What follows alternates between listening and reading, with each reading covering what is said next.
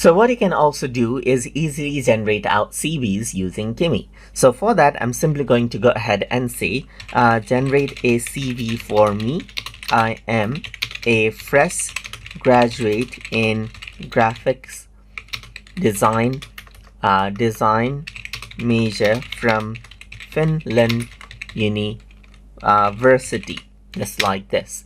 And then I'm going to go ahead and say, I am open to working in motion graphics, animation, and graphics designer right here.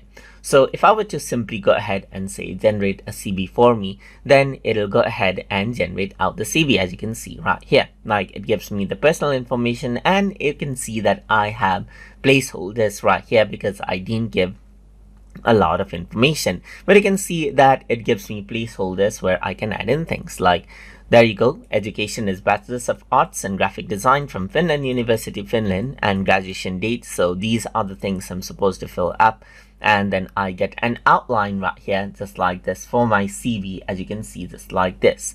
So this is how you can go ahead and then generate out CVs by using Kimi. So I hope you guys learned something as always. And as always, please like, comment, share, and subscribe.